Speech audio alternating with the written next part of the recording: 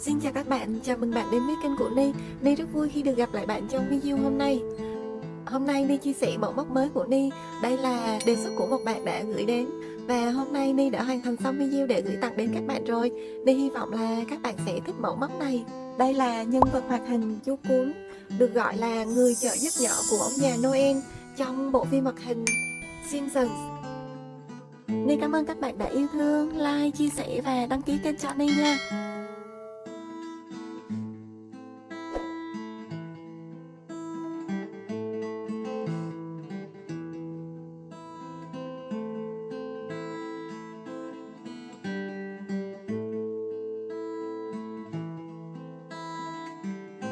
Là lại len mà Ni đã sử dụng trong video, và đây là tên của nó. Sợi len này thì có kích thước là 2 mi và Ni sử dụng đầu kim là 2.0. Mình chủ yếu là sử dụng màu vàng, còn màu trắng và màu đen thì chỉ cần một tí xíu thôi. Với em này mà Ni đã làm sẵn rồi thì em này có to hơn do Ni sử dụng loại len to hơn. Cái sợi len này có kích thước là 3 mi và đây là tên của loại len này. Và Ni sử dụng đầu kim là 3.0.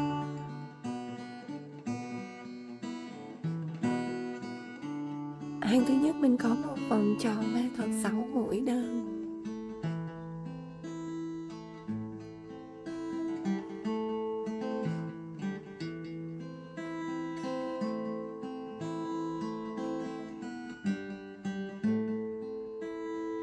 Lên một bính này, mũi đơn đầu tiên.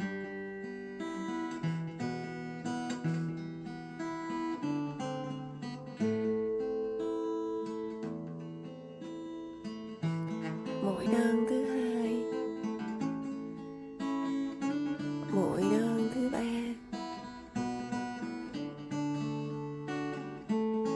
bốn, năm, sáu. Sau đó mình kéo cái sợi dây ngắn này lại để cái vòng tròn nó khép kín lại. Để kết thúc hàng thứ nhất, đi một mũi trượt vào chân mũi đầu tiên của vòng tròn ma thuật. Đi một mũi trượt nhỏ xíu. Mình kéo căng cái sợi len thì mũi trượt của mình nó sẽ nhỏ.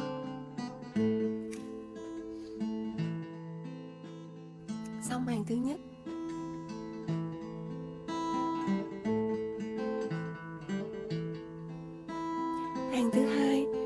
Hàng thứ hai có một cụm, một đơn, một tăng và lặp lại 3 lần. Để bắt đầu hàng thứ hai, đi một bính nhỏ xíu. Ni sử dụng cái sợi dây khác màu này để đánh dấu mũi đầu tiên của hàng nha. Mũi đầu tiên của hàng số 2 đi đâm kim vào đúng cái chân mà mình mới vừa đi mũi trượt.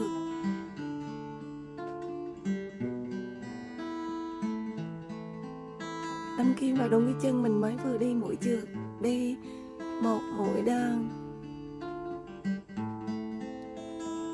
Chân bên cạnh là một mũi tăng. Mũi tăng là mình móc 2 mũi móc đơn cùng một chân. Mũi móc đơn thứ nhất nè, mũi móc đơn thứ hai cũng cùng chân với mũi móc đơn thứ nhất. Mình đã có một mũi tăng, mình đã có một đơn và một tăng. Cái cụm một đơn một tăng đây được lặp lại 3 lần. Ni đã có một lần rồi và Ni móc tiếp tục 2 lần nữa.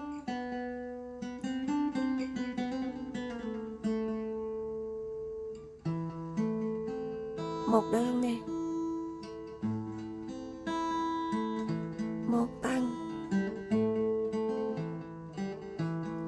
Lần thứ ba, một đơn, một tăng.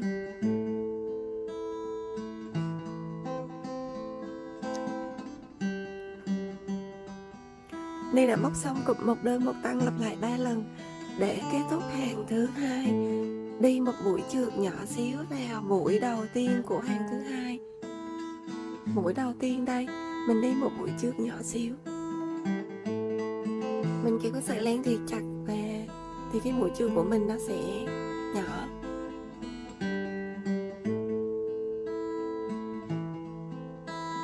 Mình có 9 mũi đơn Để bắt đầu hàng thứ 3 cũng đi một bính nhỏ xíu. Mình kéo căng cái sợi len thì cái mũi bính của mình nó sẽ nhỏ nha. Mũi đầu tiên của hàng thứ 3 đâm kim vào đúng cái chân mà mình mới vừa đi mũi trượt.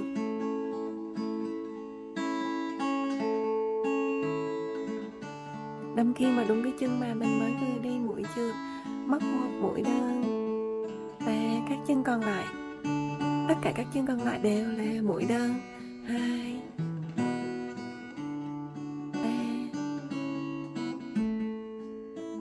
4 5 6 7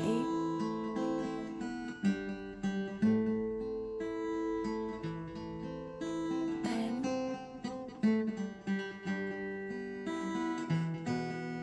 9. Để kết thúc hàng thứ 3 cũng đi một mũi trượt nhỏ xíu vào mũi đầu tiên của hàng thứ 3. Mình kéo căng cái sợi chỉ nha, cái mũi trượt của mình nó sẽ nhỏ. Hàng thứ 4 có một cụm 2 đơn và một tăng lặp lại 3 lần. Để bắt đầu hàng thứ 4 cũng đi một bính nhỏ xíu. Mũi đầu tiên cũng đâm kim vào đúng cái chân mà mình mới vừa đi mũi trượt.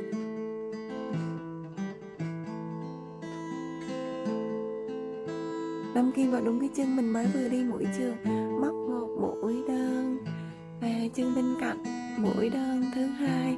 Ni đã có 2 mũi đơn và chân tiếp theo là mình có một mũi tăng,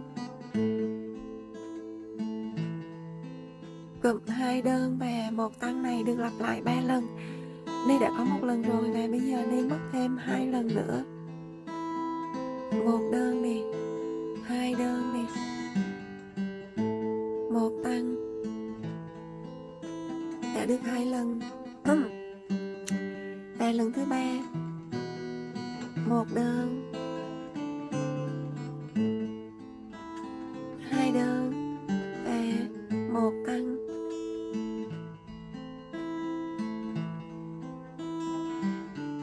Ni đã móc xong cụm 2 đơn và một tăng lặp lại 3 lần. Để kết thúc hàng thứ 4 cũng đi một mũi trượt nhỏ xíu vào chân đầu tiên của hàng thứ 4. Hàng thứ 5, thứ 6, thứ 7, thứ 8 mỗi hàng có 12 mũi đơn. Để bắt đầu hàng thứ 5 cũng đi một bính nhỏ xíu. Mũi đầu tiên cũng đâm kim vào đúng cái chân mà mình mới vừa đi mũi trượt. Móc một mũi đơn và các chân còn lại đều là mũi đơn. 2 3 4 12. Kết thúc hàng cũng đi một mũi trượt nhỏ xíu vào mũi đầu tiên của hàng. Các bạn lặp lại cho đến hàng số 8 nha. Mình sẽ gặp lại bạn ở hàng số 9. Ni đã móc xong hàng số 8. Hàng số 9 mình có một cụm 3 đơn và một tăng lặp lại 3 lần. Để bắt đầu hàng số 9 đi một bính nhỏ xíu. Mũi đầu tiên cũng đâm kim vào đúng cái chân mà mình mới vừa đi mũi trượt. Móc một mũi đơn và chân bên cạnh cũng mũi đơn thứ 2, mũi đơn thứ 3. Ni đã có 3 mũi đơn và chân kế tiếp là một mũi tăng, cụm 3 đơn và một tăng này được lặp lại 3 lần. Ni đã có một lần rồi và Ni còn 2 lần nữa. 1 2 3 đơn và một tăng. Xong lần thứ 2, lần thứ 3, 1 2 3 đơn và một tăng. Ni đã móc xong cụm 3 đơn một tăng lặp lại 3 lần. Để kết thúc hàng thứ 9 cũng đi một mũi trượt nhỏ xíu vào mũi đầu tiên của hàng thứ 9. Hàng thứ 10, để bắt đầu hàng thứ 10 cũng đi một bính nhỏ xíu. Mũi đầu tiên của hàng thứ 10 cũng đâm kim vào đúng cái chân mà mình mới vừa đi mũi trượt. Móc một mũi đơn, chân bên cạnh, mũi đơn thứ hai, 3, 4, 5. Ni đã có 5 mũi đơn. Và tiếp theo mình có 5 mũi tăng. Mũi tăng đầu tiên nè, mũi tăng thứ hai, mũi tăng thứ ba, mũi tăng thứ tư và mũi tăng thứ 5. Ni đã móc xong 5 mũi tăng và tiếp theo mình có 5 mũi đơn. 1, 2, 3, 4, 5. Để kết thúc hàng thứ 10 cũng đi một mũi trượt nhỏ xíu vào mũi đầu tiên của hàng thứ 10. Hàng số 11, để bắt đầu hàng số 11 cũng đi một bính nhỏ xíu. Mũi đầu tiên của hàng thứ 11 cũng đâm kim vào đúng cái chân mà mình mới vừa đi mũi trượt. Móc một mũi đơn và chân kế tiếp cũng móc mũi đơn thứ hai, 3, 4, 5. Ni đã có 5 mũi đơn và tiếp theo có một cụm một đơn và một tăng lặp lại 5 lần. Một đơn nè, một tăng nè. Cái cụm một đơn một tăng này được lặp lại 5 lần. Ni đã có một lần rồi và bây giờ Ni lặp lại 4 lần nữa. Một đơn, một tăng, 2 lần. Lần thứ 3, một đơn, một tăng. Lần thứ 4, một đơn, một tăng. Lần thứ 5, một đơn, một tăng. Và tiếp theo có 5 mũi đơn. 1, 2, 3, 4, 5. Để kết thúc hàng thứ 11 đi cũng đi một mũi trượt nhỏ xíu vào chân đầu tiên của hàng thứ 11.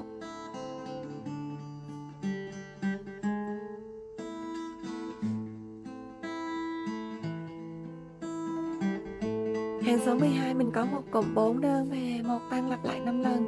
Để bắt đầu hàng thứ 12 đi một bính nhỏ xíu. Mũi đầu tiên của hàng thứ 12 đâm kim vào đúng cái chân mà mình mới vừa đi mũi trượt. Móc một mũi đơn, chân bên cạnh, mũi đơn thứ hai, 3, 4. Đây đã có 4 mũi đơn và tiếp theo có một mũi tăng. Cụm 4 đơn và một tăng này được lặp lại 5 lần. Ni đã có một lần rồi và bây giờ còn 4 lần nữa. Ni đã móc xong hàng số 12.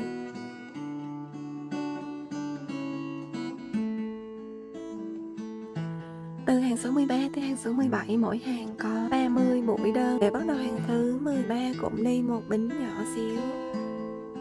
Mũi đầu tiên cũng đâm kim vào đúng cái chân mà mình mới vừa đi mũi trượt. Móc một mũi đơn và tất cả các chân còn lại đều là mũi đơn. Các bạn lặp lại cho đến hàng số 17 nha. Ni sẽ gặp lại bạn ở hàng số 18. Ni đã móc xong hàng số 17.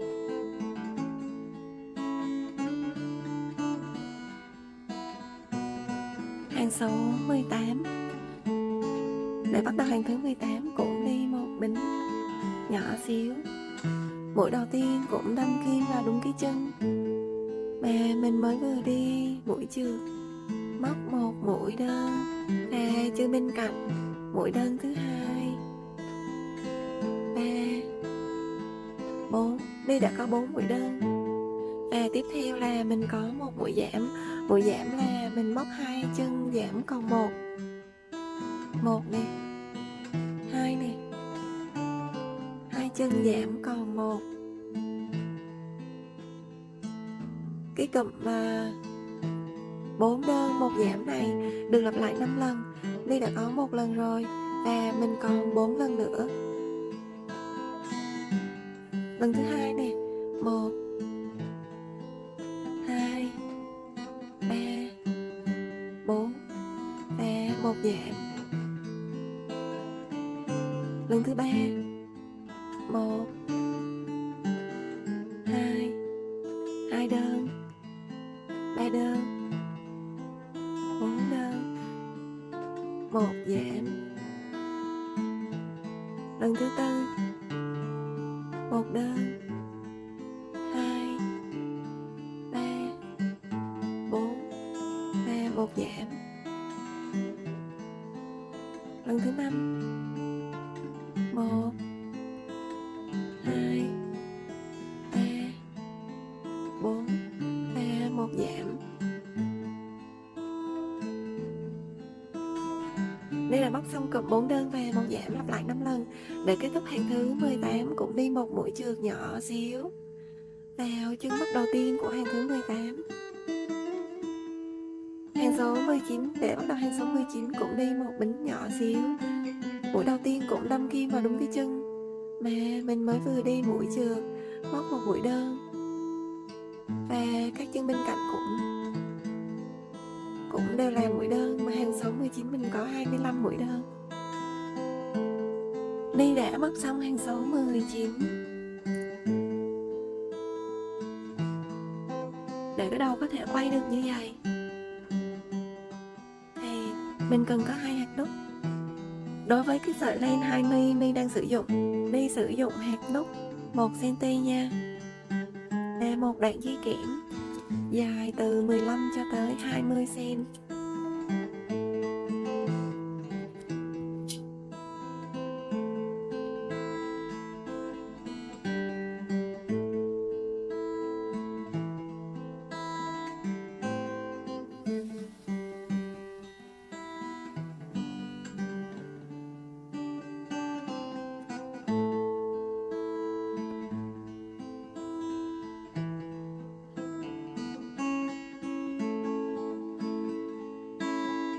Mình đặt cái hạt nút này ở giữa hàng số 15 và 16. Hàng thứ nhất, 2, 3, 4, 5, 6, 7, 8, 9, 10, 11, 12, 13, 14, 15, 16. Mình đặt cái hạt nút giữa hàng 15 và 16.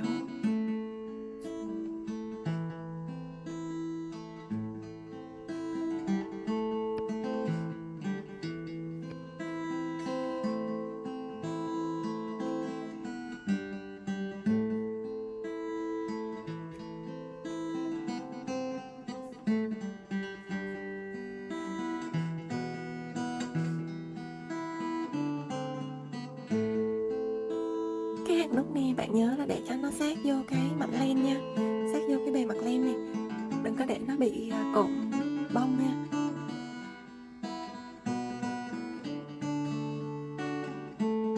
Hàng số 20. Để bắt đầu hàng thứ 20 cũng đi một bính nhỏ xíu. Mũi đầu tiên cũng đâm kim vào đúng cái chân mà mình mới vừa đi mũi chược, móc một mũi đơn và chân bên cạnh, mũi đơn thứ hai, 3. Ni đã có 3 mũi đơn và tiếp theo mình có một mũi giảm.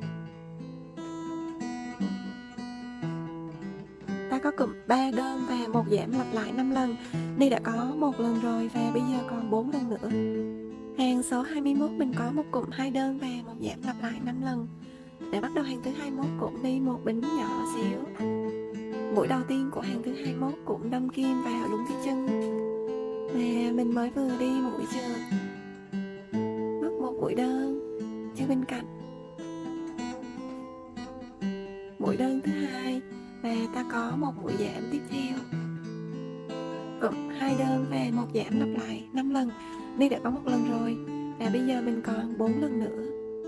Hàng số 22, để bắt đầu hàng số 22 cũng đi một bính nhỏ xíu. Mũi đầu tiên cũng đâm kim vào đúng cái chân mà mình mới vừa đi mũi trượt, móc một mũi đơn, và chân bên cạnh là một mũi giảm. Mình có cụm một đơn và một giảm được lặp lại 5 lần. Ni đã có một lần rồi và bây giờ còn 4 lần nữa.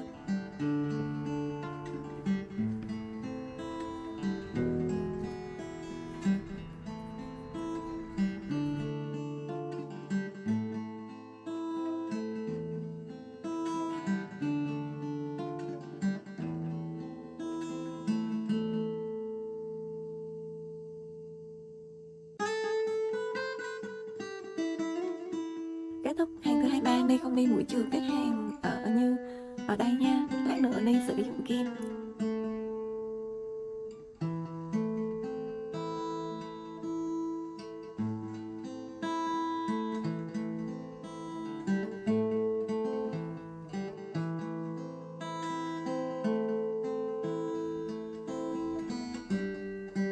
Cái mũi này mình không nhồi bông nha.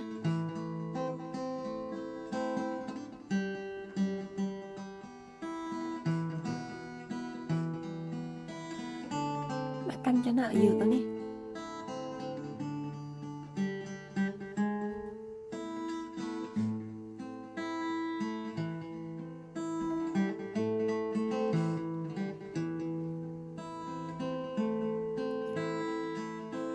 Mình canh cho nó ở giữa nha. Mình canh nó ở giữa nè.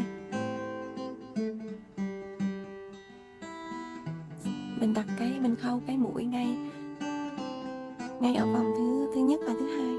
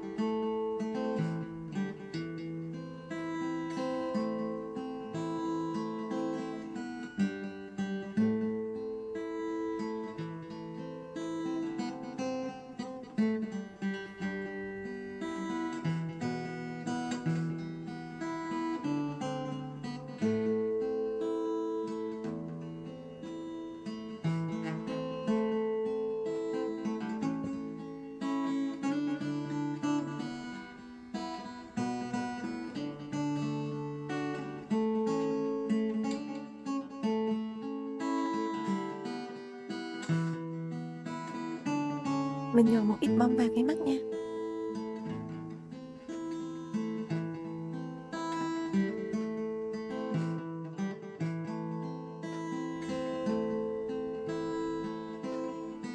Mắt ngắn ở hàng số 11, 12, 13 nha.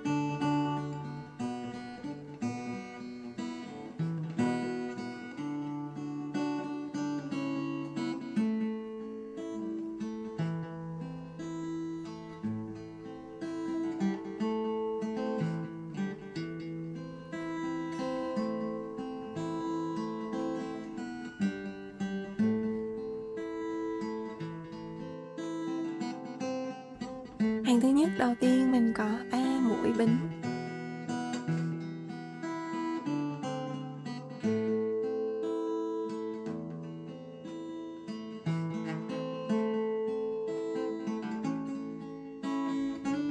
Một, hai, ba, ba bính. Mũi đầu tiên của hàng thứ nhất đâm kim vào chân bính thứ hai. Chân bính thứ nhất mình bỏ qua nè. Ở chân bính thứ nhất mình bỏ qua. Mình đâm kim vào chân bính thứ hai.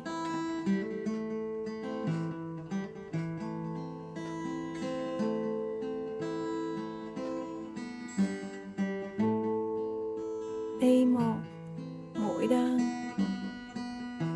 và chân bên cạnh cũng một mũi đơn.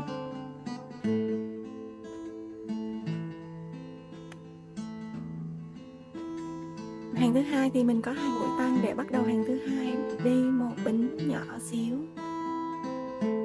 và mình quay đầu lại.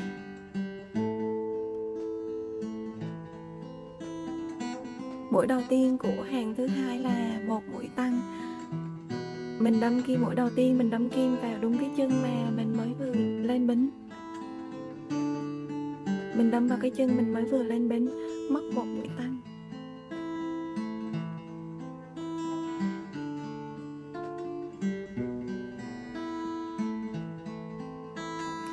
Đây đã có một mũi tăng và chân bên cạnh mình cũng móc một mũi tăng.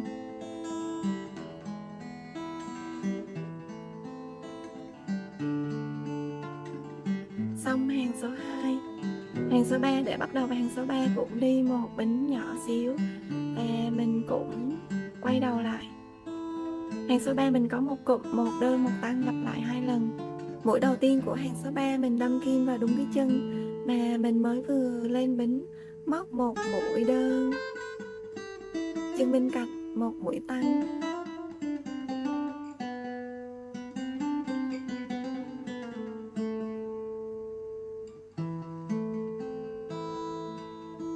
Và tiếp theo mình có một mũi đơn.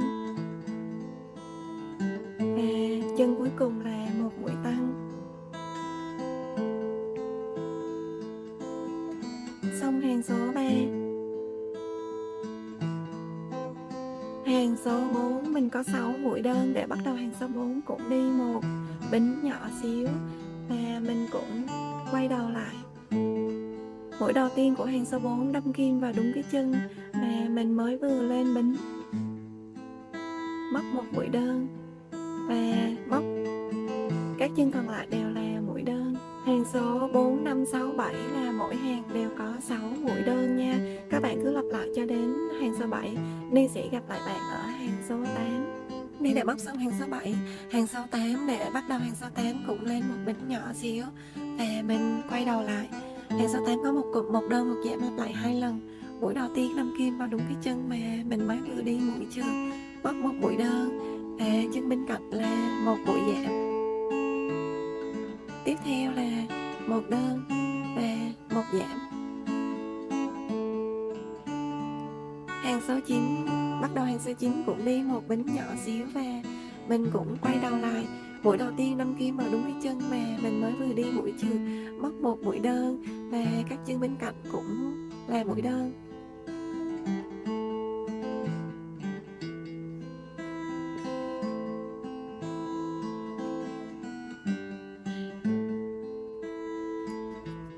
Đây là mặt phải nha. Đây là mặt phải nè. Đây là mặt trái. Cái sợi dây nó nằm ở đây nè. Cái sợi dây trắng nó nằm bên trái nè. Thì cái mặt này là mặt phải nha. Cái sợi dây nhỏ này thì mình giấu đi.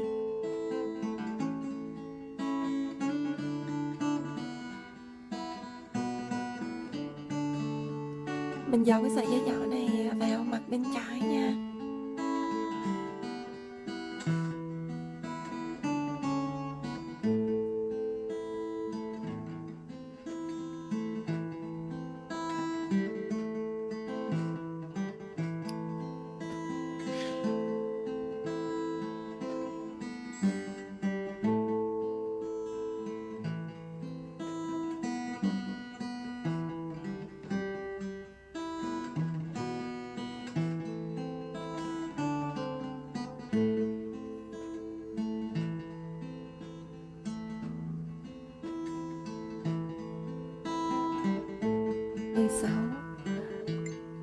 gắn ở trên hàng 16, 17, 18 và cách nhau 8 chân. 16, 17, 18 và cách nhau 8 chân.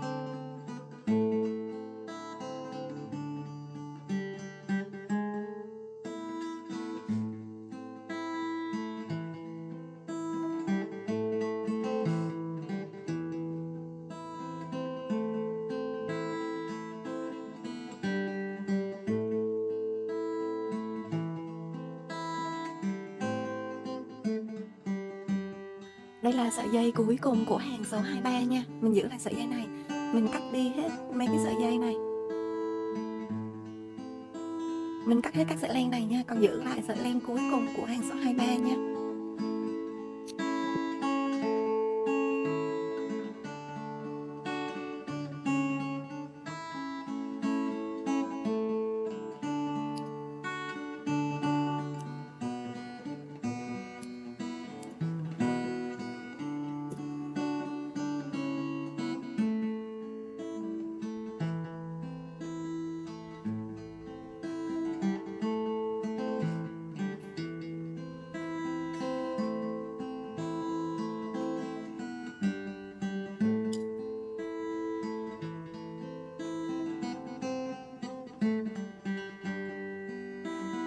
Đây là mũi đầu tiên của hàng số 23.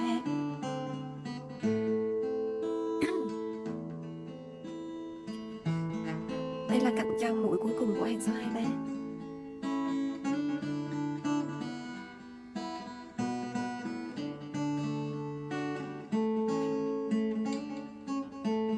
Mình lấy cạnh ngoài nha.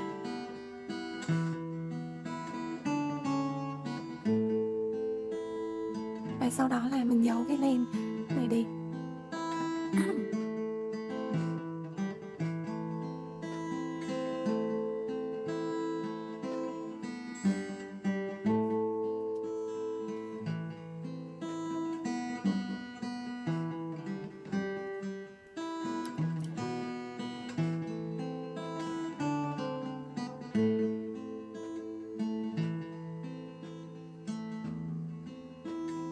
Mắt này là mắt 8 bi nha.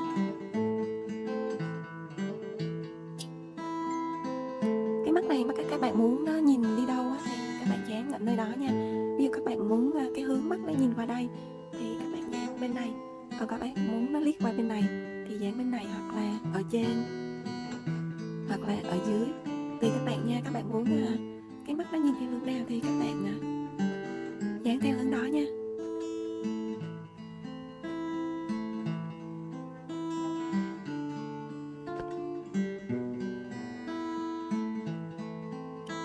Mắt của cái sợi len 3 mi này nè, và Ni sử dụng là mắt 1 cm nha.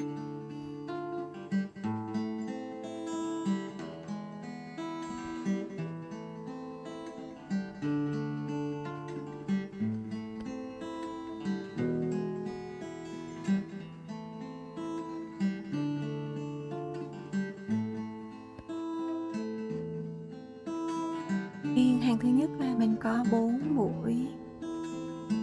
Hàng thứ nhất đầu tiên là mình có 4 mũi bính.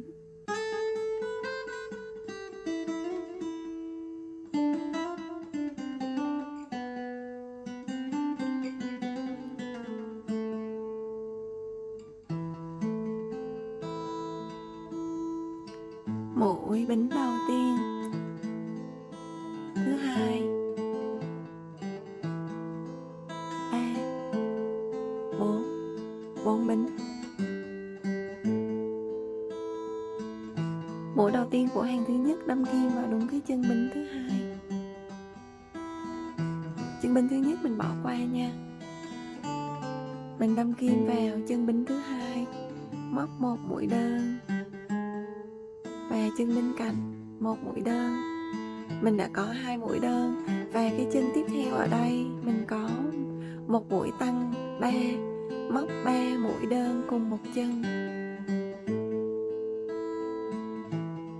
Một nè, mũi thứ hai cũng cùng chân mũi thứ nhất. 2, mũi thứ ba cũng cùng chân với 2 mũi trên. 3 mũi đơn cùng một chân và mình móc các cạnh đối diện ở đây.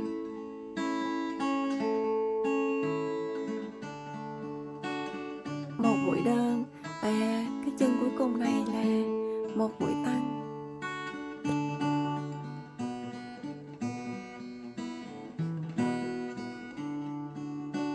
Để kết thúc hàng thứ nhất, đi một mũi chườc nhỏ xíu vào chân đầu tiên và mũi đầu tiên của hàng thứ nhất. Mình kéo cái sợi len nó căng thì cái mũi chườc của mình nó sẽ nhỏ. Hàng thứ nhất mình có 8 mũi đơn, hàng thứ hai, thứ ba mỗi hàng có 8 mũi đơn. Để bắt đầu hàng thứ hai, đi một bính nhỏ xíu, mình kéo căng cái sợi len thì mũi bính của mình nó sẽ nhỏ. Mũi đầu tiên của hàng thứ hai cũng đâm kim vào đúng cái chân mà mình mới vừa đi mũi chườc, móc một mũi đơn và móc tất cả các chân còn lại đều là mũi đơn. Hàng số 3 cũng lặp lại tương tự nha.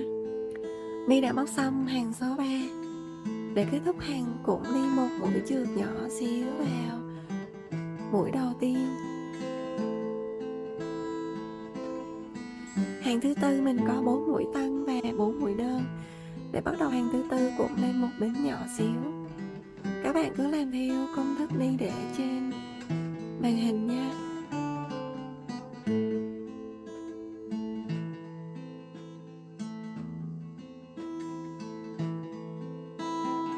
Kết thúc hàng số 12, Ni không đi mũi chườc kết hàng ở đây nha, để lát nữa Ni sử dụng kim.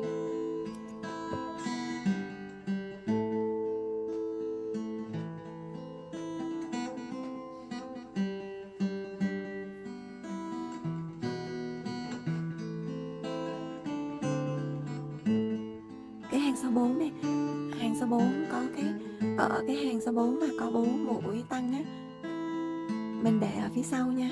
Cái này là phía trước này, cái này là phía sau này.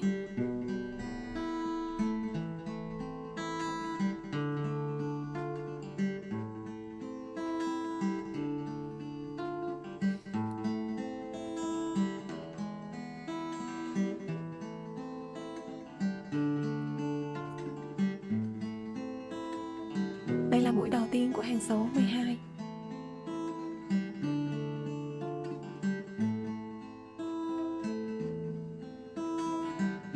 Đây là cạnh trong của mũi cuối cùng của hàng số 12. Và mình giấu cái sợi len này đi.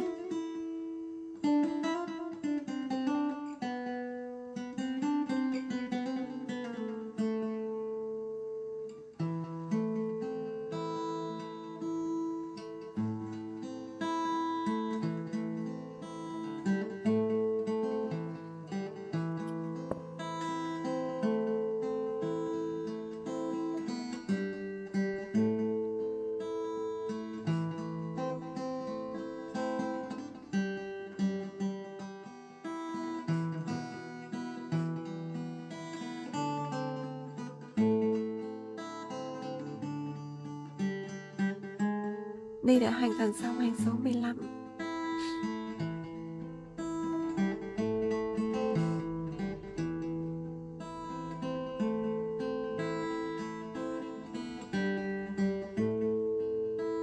Hàng số 16, bắt đầu từ hàng số 16 thì mình bỏ 2 cái chân này vào để bắt đầu hàng số 16 cũng đi một bính nhỏ xíu. Mũi đầu tiên cũng đâm kim vào đúng cái chân mà mình mới vừa đi mũi chưa. Móc một mũi đơn và các chân bên cạnh mình có 8 mũi đơn. 3 4 5 6 7 8 8 mũi đơn và mình gắn một chân vào. Đây là mặt trước nha, đây là mặt sau nè. Đầu tiên là mình gắn cái chân này vào. Đây là mặt trước nè, đây là mặt sau nè. Mình móc 4 mũi đơn ở mặt sau này.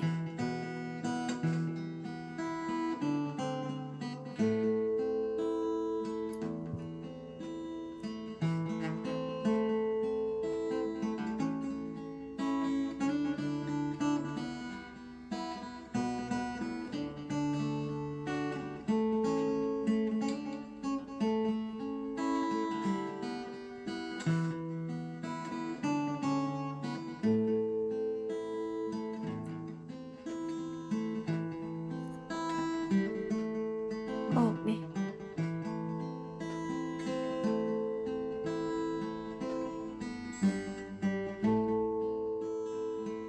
2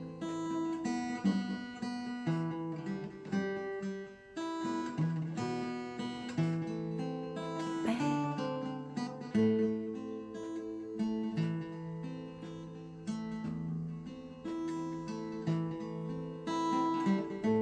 4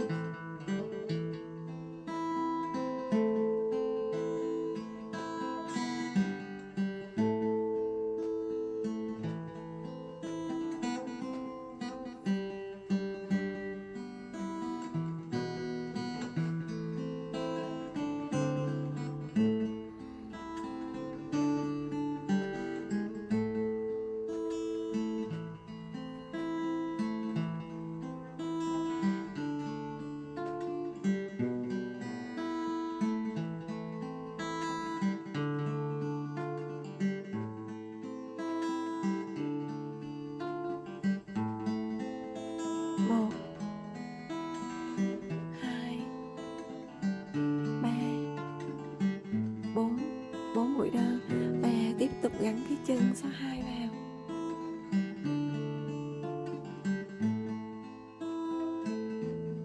Mình gắn 4 mũi, mình móc 4 mũi ở đây, ở phía sau này.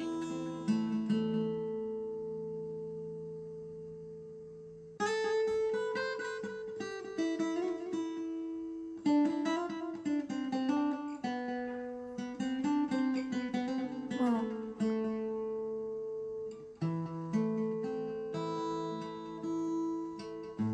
2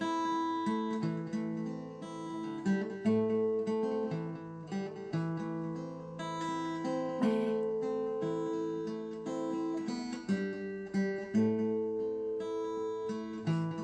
1.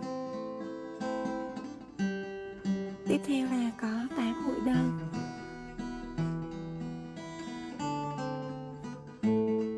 1 8. Kết thúc hàng số 16 cũng đi một mũi trượt nhỏ xíu vào chân mũi đầu tiên của hàng số 16.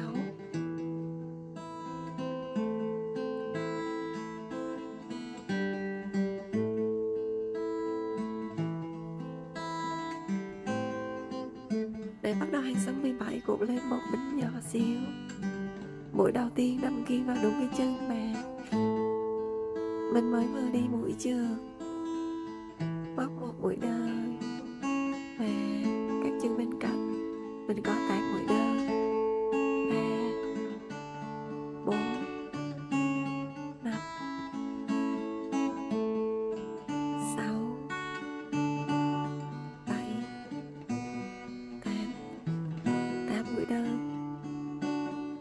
ở các mũi còn lại.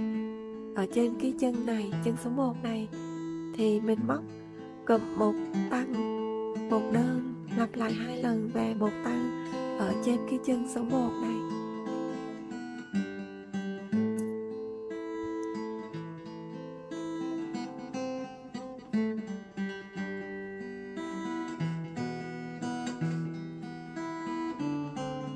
Một mũi tăng nè, một mũi đơn,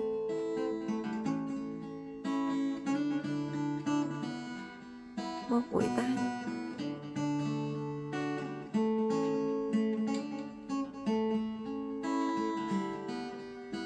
một mũi đơn và một mũi tăng.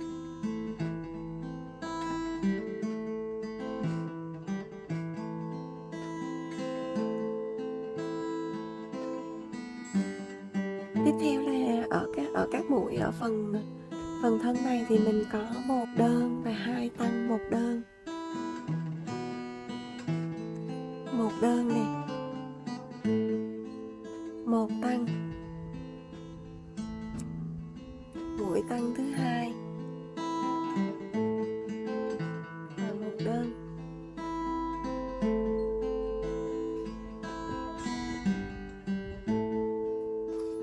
Ở cái chân số 2 này mình cũng móc các mũi còn lại ở trên cái chân số 2 này.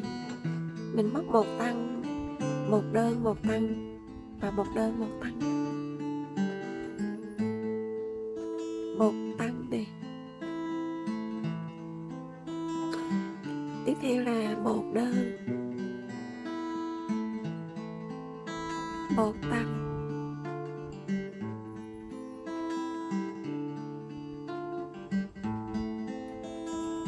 một đơn và một tăng.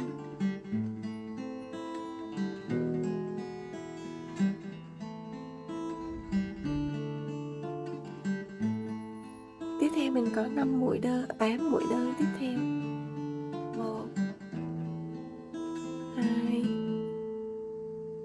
8. Kết thúc hàng cũng đi một mũi trượt nhỏ xíu vào mũi đầu tiên.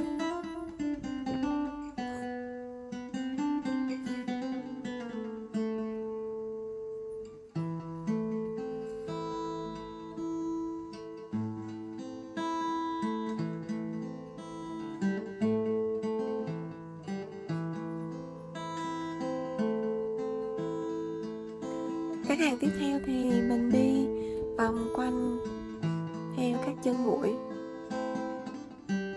Mình vòng theo các chân mũi ở phía ngoài đây. Các bạn cứ làm theo công thức đi để trên màn hình nha.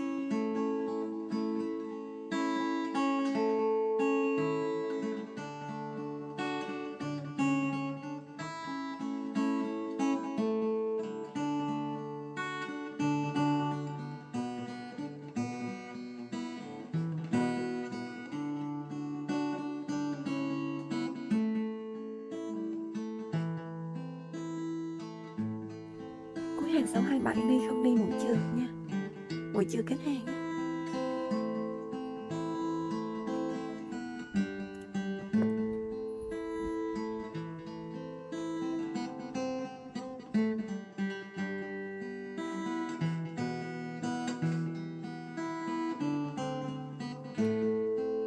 Mũi đầu tiên của hàng 627, mũi đầu tiên hàng 627, cận trong mũi cuối cùng của hàng 627.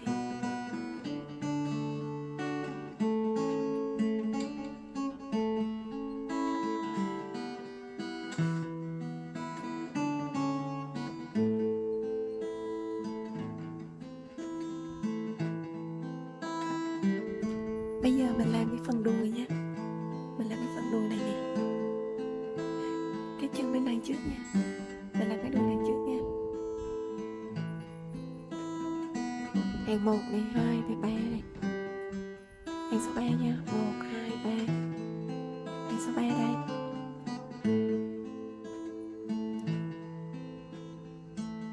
Mình móc ngay chỗ cái đây là đường kết hàng này, đây là mũi cuối cùng của hàng này, đây là mũi đầu tiên của hàng này.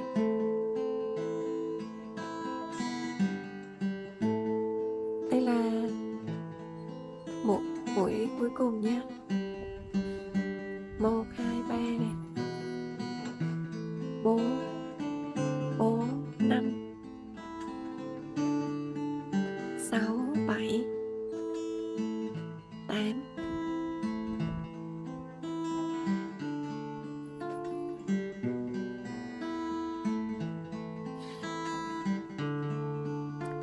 Mình vô một mũi nè, vô một chân nè, và một chân này hàng số 9, và một chân hàng số 10, và một chân hàng số 11. 1, 2, 3, 4, 5, 6, 7, 8, 9, 10, 11. Hàng số 11 đi nha. Chân bên cạnh nè, chân bên cạnh. 3 mũi này là của hàng số 11 nha.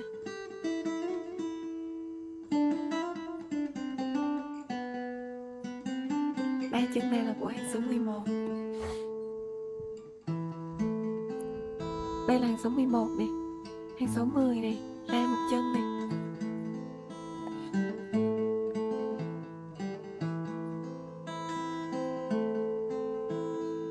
Hàng số 9 này.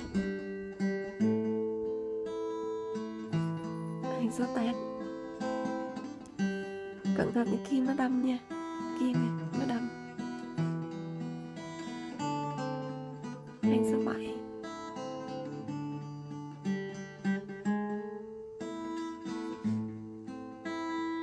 Và một chân này. 6. Và một chân. Hàng số 5.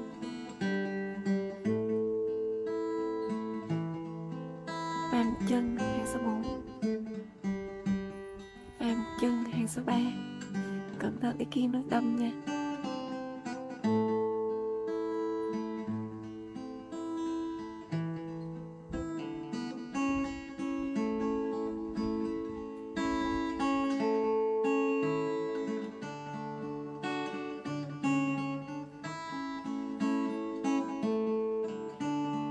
Ở đây cũng có một hàng là một mũi nha.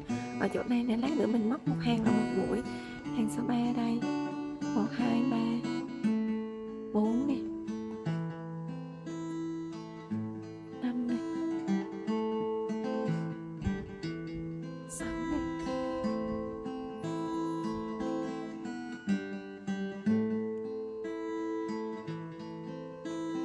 Cái này là cái chân cuối cùng nha.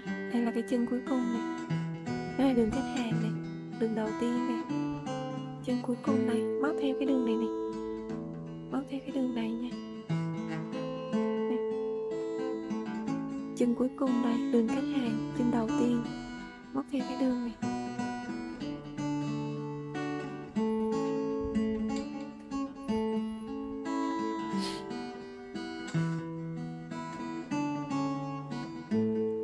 Cẩn thận, cái này nó đâm vào tay này nha, kim này.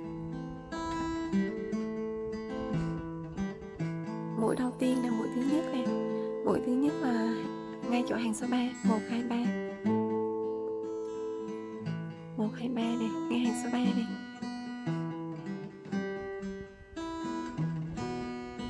Mình móc theo cái hàng này nha, cái đường của nó này, đường đi của nó này.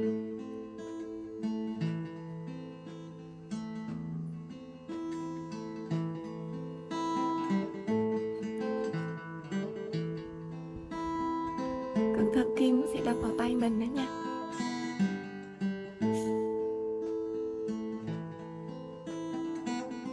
Cái này do mình làm mẫu cho nên mình đâm kim nhiều, chứ nếu mà làm quen rồi thì mình không cần đâm kim nhiều như vậy đâu.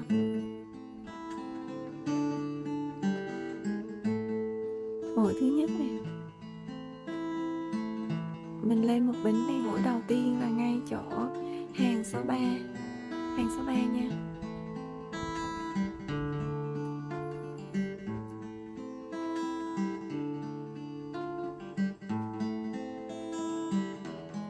Một nè, mũi đầu tiên, mũi thứ nhất nè. Một.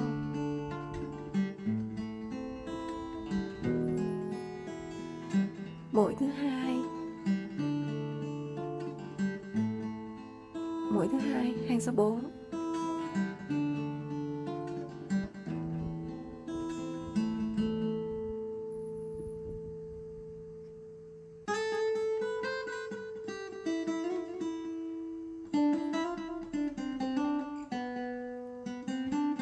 Mũi thứ ba, hàng số 5.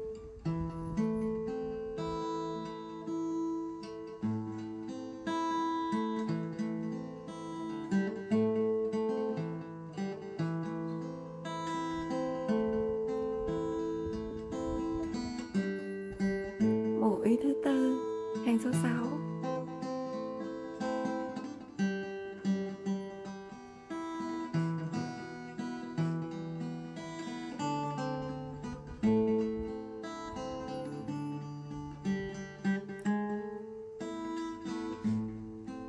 Mũi thứ 5, hàng số 7.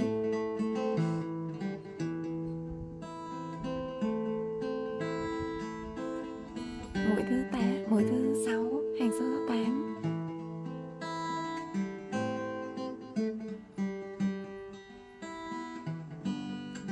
Đây đã móc xong 6 mũi rồi nè.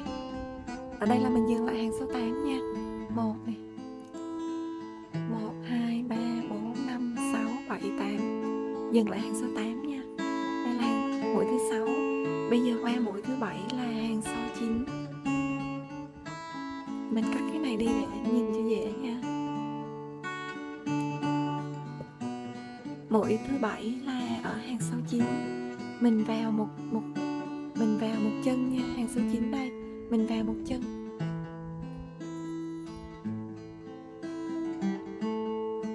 Mình vào một chân nè, hàng số 9 nè, mình vào một chân nha.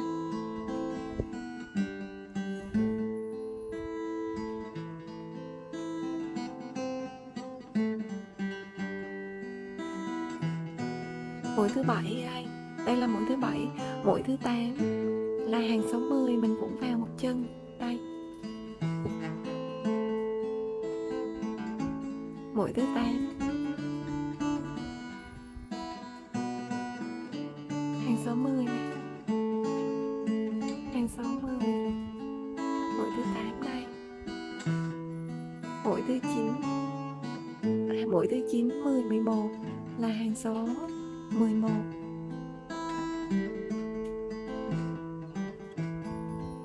Mũi thứ 9 này.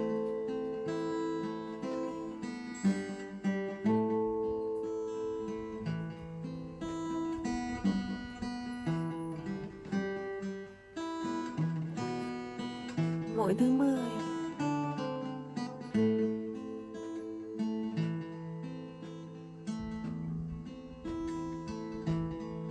Mũi thứ 11. 9, 10, 11 là mình móc trên ở hàng số 11.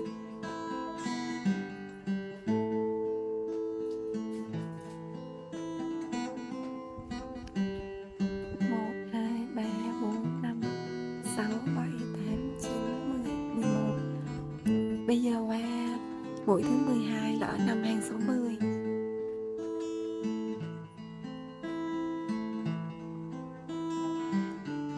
Mũi thứ 12 nằm hàng số 10.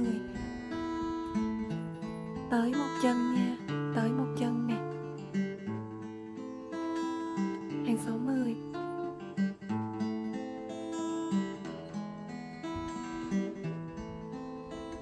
Mũi thứ 13, hàng số 9.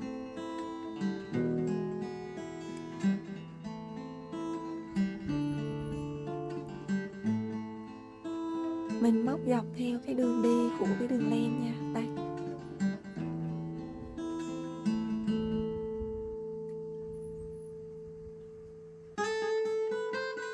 Mũi 13, hàng số số 9,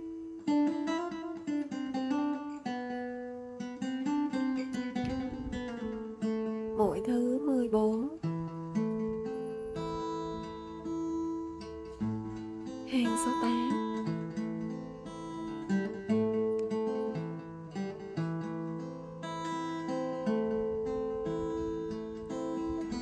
mũi thứ 15, hàng số 7,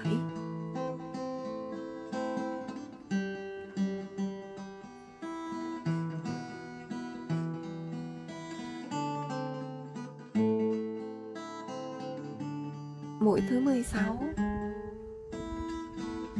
hàng số 6 mình đi vào một chân nha.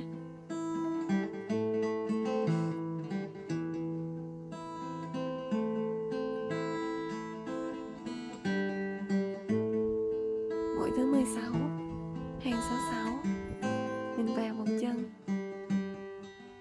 Mũi thứ 17, hàng số 5,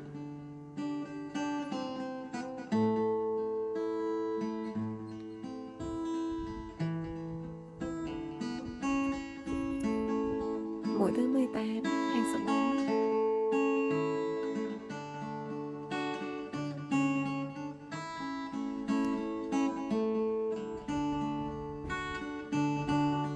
mũi thứ 19, hàng số 3,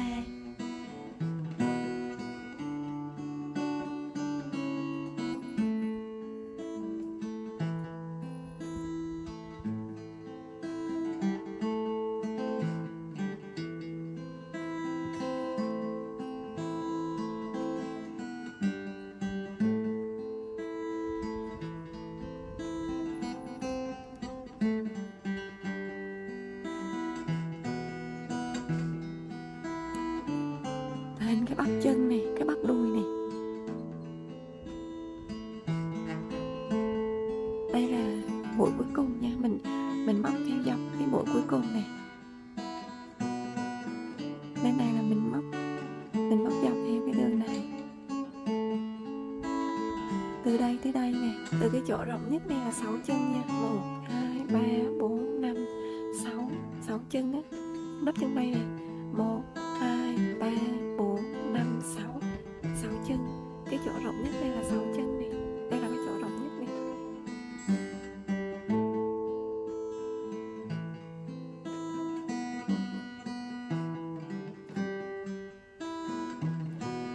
Hàng số 2, hàng số 2 lên một bính nhỏ và quay đầu lại. Mũi đầu tiên đâm kim vào đúng cái chân mà mình mới vừa lên đỉnh, móc một mũi đơn, chân bên cạnh cũng một mũi đơn thứ hai, 3, 4, 5, 6, 6 đơn. Tiếp theo là có 6 mũi tăng mũi nửa kép, và mình móc 2 mũi nửa kép cùng một chân.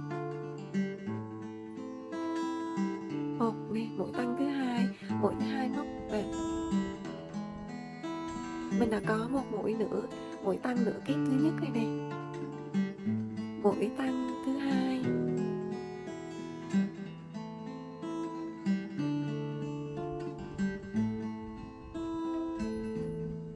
mũi tăng thứ ba,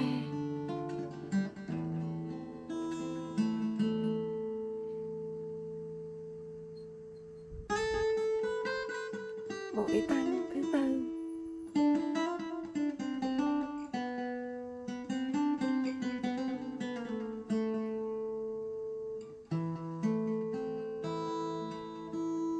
mũi tăng thứ năm,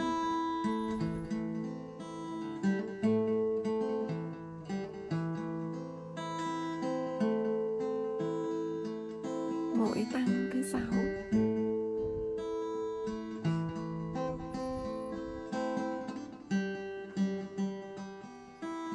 Đây đã mắc xong 6 mũi tăng nửa kép.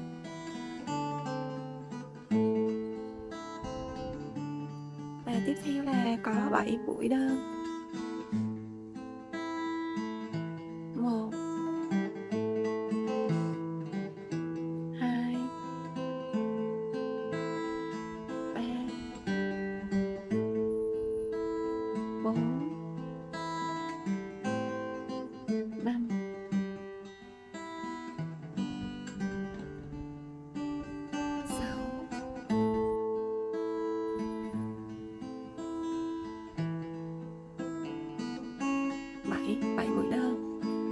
xong hàng thứ hai.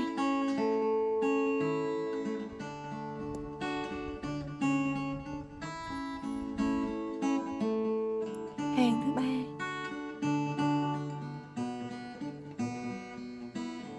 Hàng thứ ba mình cũng lên một bình và quay đầu lại. Mũi đầu tiên của hàng thứ ba đâm kim vào đúng cái chân mà mình mới vừa lên đính, móc một mũi đơn, và chân kế tiếp cũng móc mũi đơn 2, 3, 4. Tiếp theo là có 12 mũi nửa kép. Các bạn cứ làm theo công thức Ly để trên màn hình nha.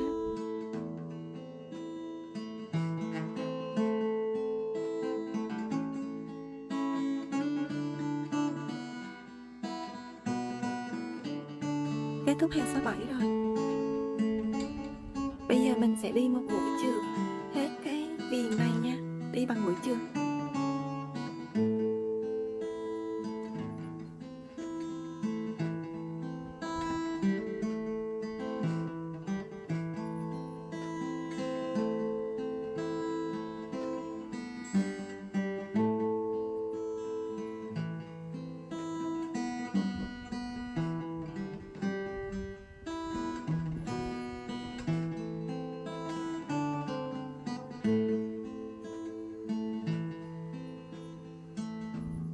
Cái chỗ này mình bắt vào đây luôn nha.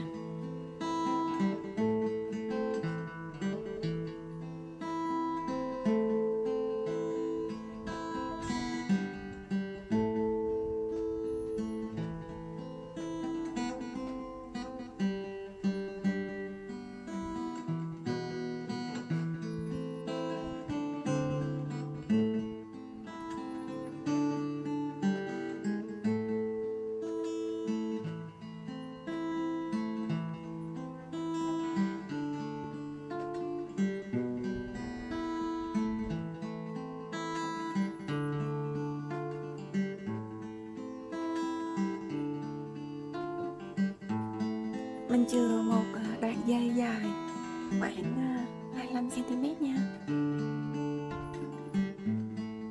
khoảng 25 đến 30cm.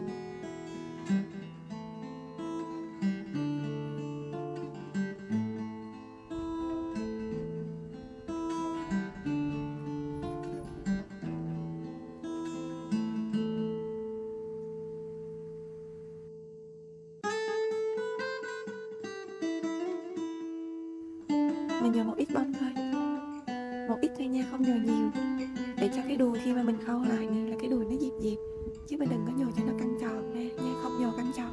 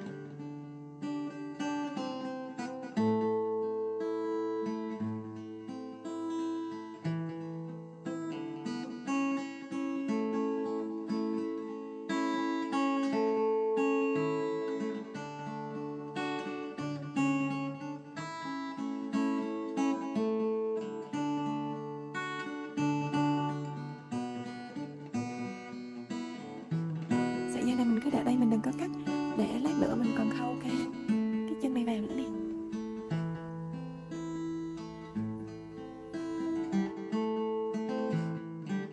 Ở bên này thì ngược lại với bên này nha. Cái hàng đầu tiên mình móc á, mình móc theo cái đường này nha.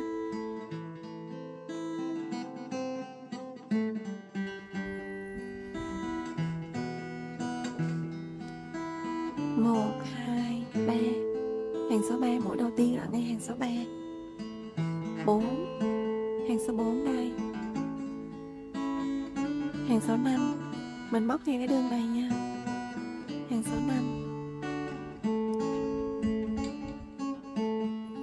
6, 7, 8, mình móc theo cái đường này nha, bỏ bớt kim ra chứ để nó đâm vào tay này, cẩn thận kim đâm vào tay nha. Nếu mà mình làm quen rồi thì mình không cần đâm nhiều kim đâu, nó dễ đâm vào tay lắm. Cái đường đầu tiên này là mình móc theo cái đường này nha, hàng số 9 là vào một chân, vào một chân nha, hàng số 10 vào một chân, hàng số 11 vào một chân, 2 nè, 3 nè. Ở hàng số 11 này mình móc 3 mũi liên tiếp, hàng số 11 này nè là mình móc ngay đây nha, ngay đây nè. Ở hàng số 11 này mình móc ngay đây, ngay cái đường này nè.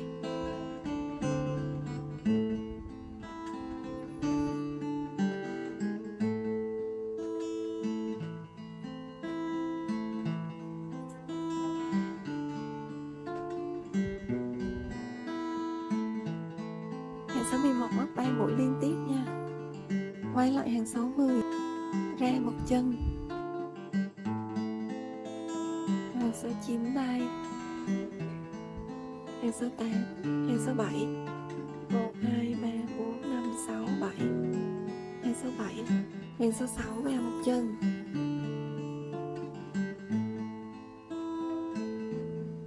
hàng số 5, 1, 2, 3, 4, 5 vào một chân, hàng số 4 vào một chân, hàng số 3 vào một chân,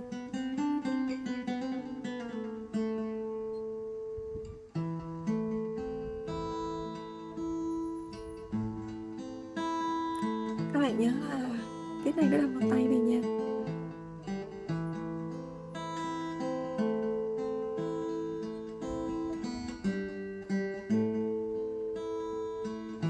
Mũi đầu tiên cũng bắt đầu từ hàng số 3 nha, 1, 2, 3, hàng số 3 đây, mình móc theo cái đường này nha, 1, 2, 3, 4, 5, 6, 6 mũi rồi mình móc theo cái đường này, móc theo cái đường này nha, mũi đầu tiên này tại hàng số 3.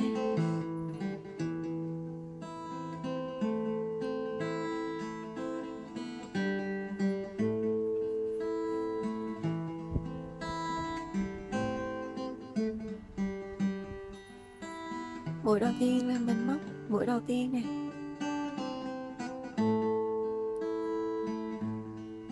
mũi thứ nhất đây, mũi thứ hai,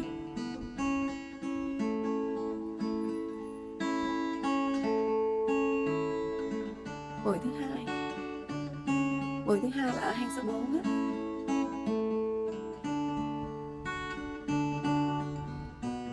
mũi thứ ba nè, mũi thứ ba là hàng số 5,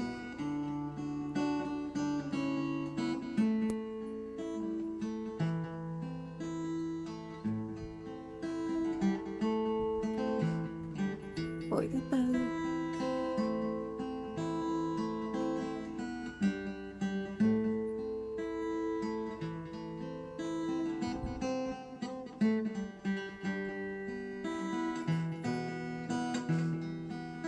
mũi thứ 5, mũi thứ 6. 6 mũi này là mình móc cái đường này nha, cái đường này nè, cái đường len này nè.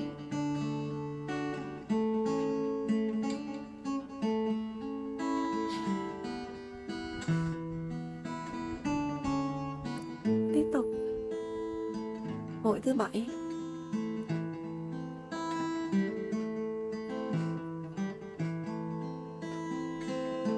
mũi thứ 7 là ở hàng số 9, mũi thứ 8, mũi thứ 8 là ở hàng số 10, mũi thứ 9, mũi thứ 9 là hàng số 11.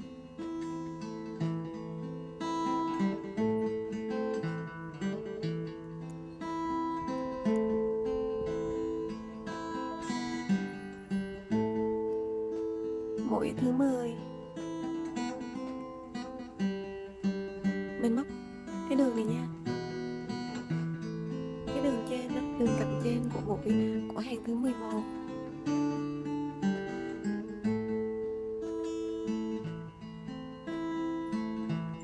Mũi thứ 10 đây.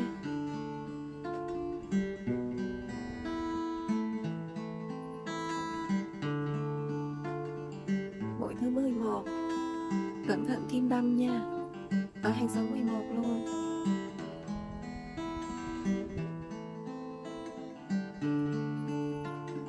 Mũi thứ 12 là hàng số 10. Mũi thứ 12, hàng số 10.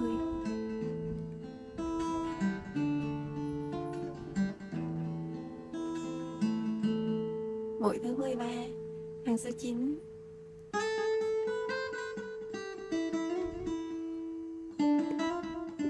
Kim nó đâm quá. Mũi thứ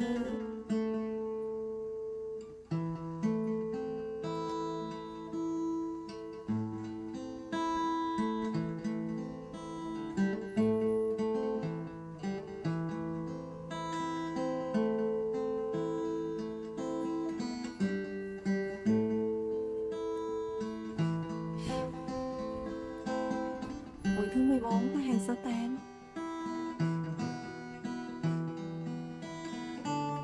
Mình đi theo cái đường này nha, hàng số 13, 14, 15 mình đi theo cái đường này, hàng số 13, 14, 15 mình đi theo cái đường này.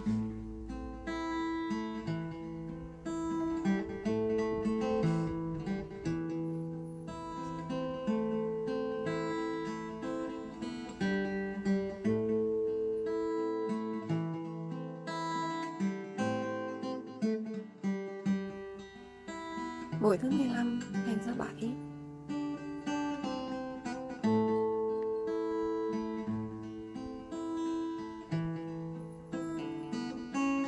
Mũi thứ 16, hàng số 6. 1, 2, 3, 4, 5, 6 nè. Hàng số 6.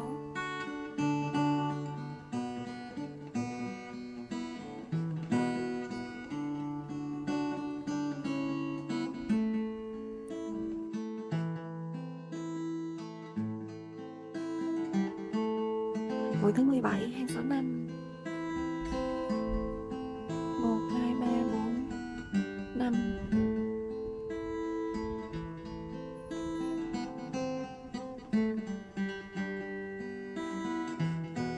Mũi thứ 18, hàng số 4. 1, 2, 3, 4. Mũi thứ 19, hàng số 3. 1, 2, 3.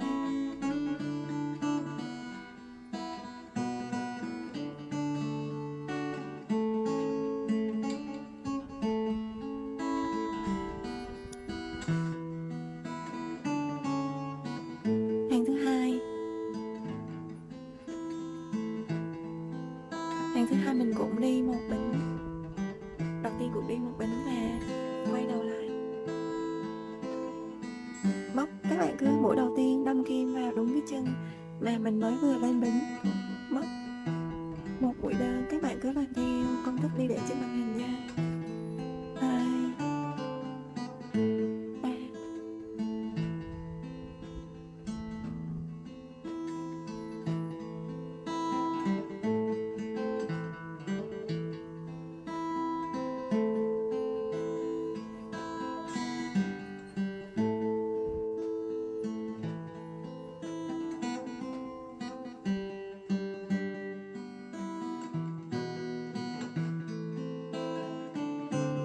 Ở phần chân này mình không nhồi bông nha, không nhồi bông trong đây, và mình đi mũi trượt để khâu kín vòng tròn lại.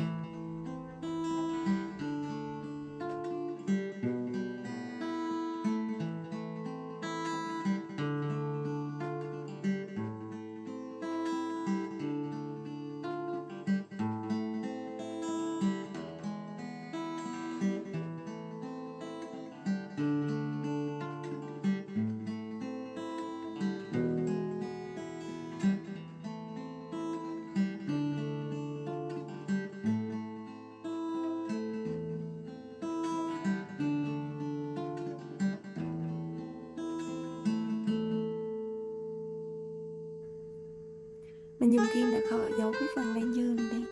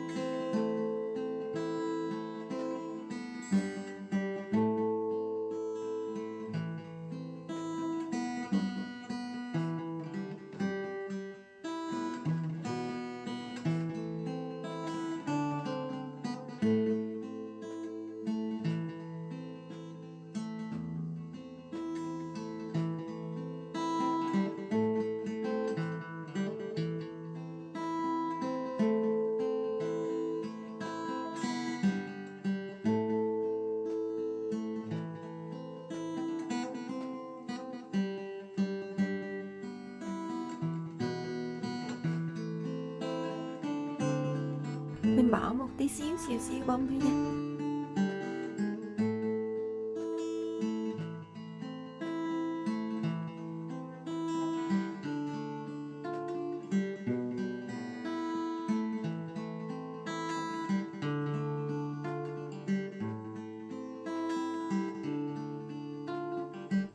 Ở đây đã làm xong 2 hàng và bây giờ là tiếp tục hàng số 3 để bắt đầu hàng thứ 3 đi lên một bính nhỏ xíu và mình lật mặt lại.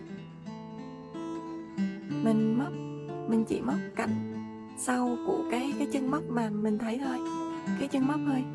Mình có một đơn nè, móc cạnh sau thôi nha, cái cạnh sau phía sau này nè, một đơn và một cụm, hai đơn một giảm, một đơn nè, hai đơn nè và một giảm.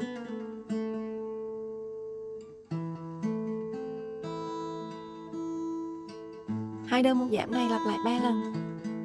Tiếp tục là qua lần thứ hai nè, một đơn nè, hai đơn và một giảm. Lặp lại lần thứ ba, một đơn, hai đơn và một giảm. Và cuối cùng là mình có một mũi đơn ở chân cuối cùng. Mình không đi mũi chược ở hàng thứ ba này nha, để lát nữa Ni sử dụng kim.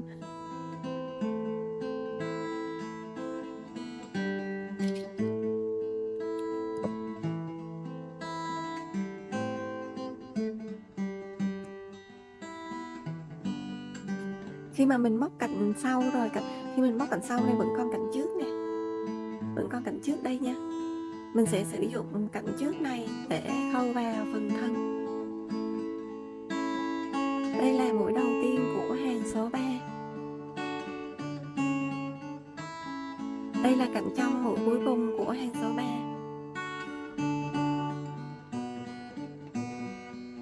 Sau đó mình giấu cái sợi chỉ này đi.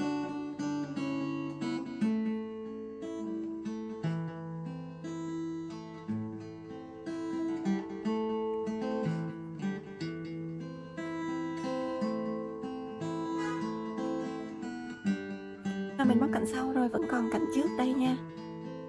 Mình sẽ dùng cái cạnh này để khâu vào phần thân.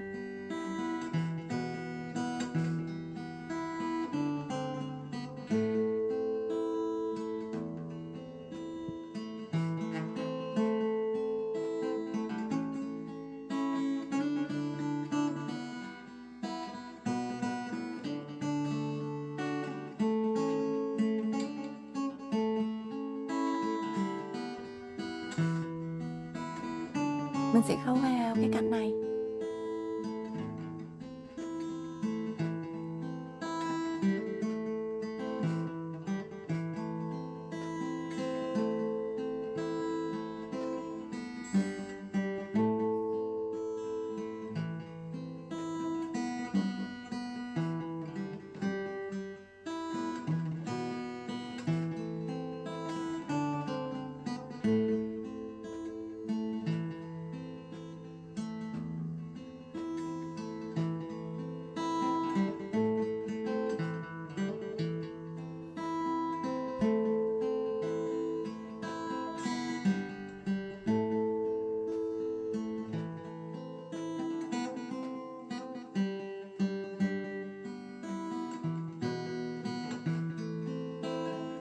Mình khâu được một nửa rồi, giờ mình dừng lại đây nha. Mình khâu được một nửa rồi. Mình dừng lại đây để mình gắn cái đầu vào. Mình dừng lại đây để mình gắn cái đầu vào nha. Bây giờ mình sử dụng cái hạt nút thứ hai này, hạt nút này sẽ được đặt ở phía dưới này.